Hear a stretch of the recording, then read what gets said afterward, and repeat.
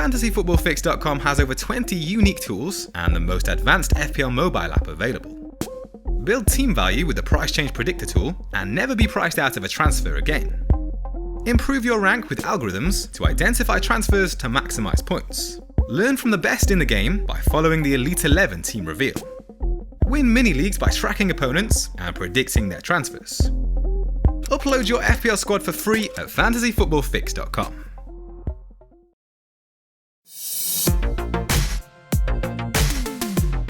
With one final match to go, a score of 47 points in Gameweek 20 so far has seen a sizable green arrow up to 42k. João Cancelo was the only defender to keep a clean sheet, as Man City restricted Brentford to a Gameweek low 0.24 expected goals figure. Liverpool rank amongst the top 4 teams for fewest expected goals conceded in Gameweek 20, but a well-worked counter-attack saw the Foxes take the lead with their first shot on target.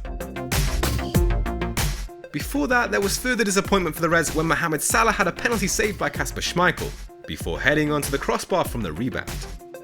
The Egyptian had scored each of his last 15 penalties in the Premier League, and it was the first time Liverpool have failed to score in 35 matches.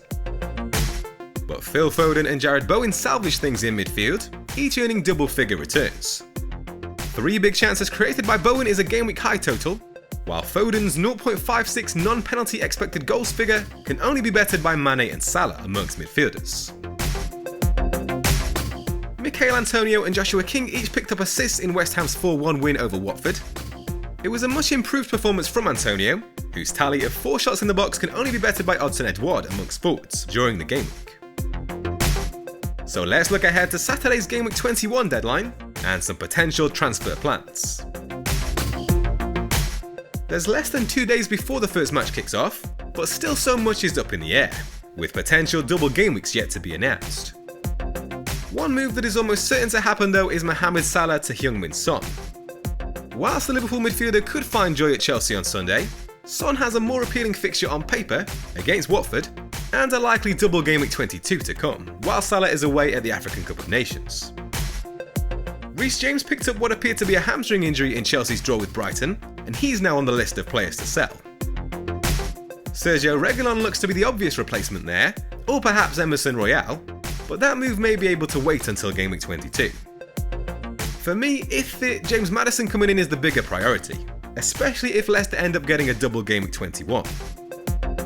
Phil Foden would be the man making way, though it is slightly more tempting to keep him after his goal midweek. But Man City have the early kickoff against Arsenal on Saturday, and we could see more rotation, with Sterling and Mahrez perhaps most likely to be recalled. So Salah and Foden to Son and Maddison for a 4-point hit are likely to be the moves this week, but it's definitely worth holding off in case of any double game week news.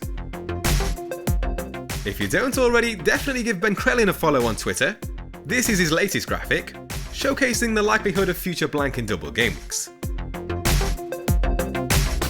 So it is worth holding off from making transfers for now, on the assumption that we get official confirmation of the rearranged matches prior to the deadline. And with all that in mind, here's how the team is set to line up.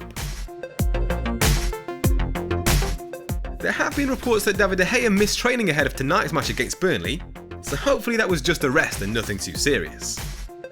We've also got to hope that Wolves are in a position to carry out their Monday night fixture with United, due to take place 8 days since their postponement against Arsenal was announced. Tino Livramento missed the 1-1 draw with Spurs on Tuesday with a knee injury, but Ralph Hasenhüttl said the problem shouldn't be too serious in his post-match interview. As it stands, Southampton could have between 0 and 2 matches in Game Week 21, with doubts over their fixture against Newcastle, and the potential for their previously postponed tie with Brentford to be rescheduled. Alexander-Arnold and Cancelo complete the 3-man defence, with Rudiger dropping to the bench ahead of the clash between Chelsea and Liverpool. Douglas Luiz could come into the 11, on the assumption that Aston Villa get their double game week, which would likely see them face Burnley as well as Brentford. He's not a particularly glamorous asset, with all 3 of his shots in the last 4 game weeks coming outside the box, but he could still be worth a roll of the dice if he does have 2 fixtures. In the last 6 game weeks, Diogo Jota remains joint top amongst all players for big chances, with 6. No player has created more big chances than Jarrod Bowen in that time, and the pair join potential new signings Heung-Min Son and James Maddison. Mikel Antonio now has 3 returns in his last 5 appearances, and in that time, only Watkins, Edouard and Kane can better his tally of 8 shots in the box amongst forwards. There's a good chance West Ham get their previously postponed match against Norwich rescheduled for one of the next 2 game weeks. A single meeting with Spurs isn't overly appealing for Joshua King, but he remains in the 11 on the basis that Watford are likely to have a double game week 21. In the last 8 game weeks, where the Hornets have played just 5 matches, only Ronaldo, Kane and Lacazette have recorded more than his 4 big chances amongst forwards. If no further fixtures were to be added ahead of game week 21, then of course this 11 would change slightly. Foden could end up staying, and Reguilon could come in. Perhaps it might be worth starting Lacazette. In that scenario, Heung-Min Son would certainly wear the armband against Watford. He'd still be a contender even if we do get some rescheduled matches before the deadline, but I'd prefer to gamble on a double game week player. Joshua King would be a serious consideration.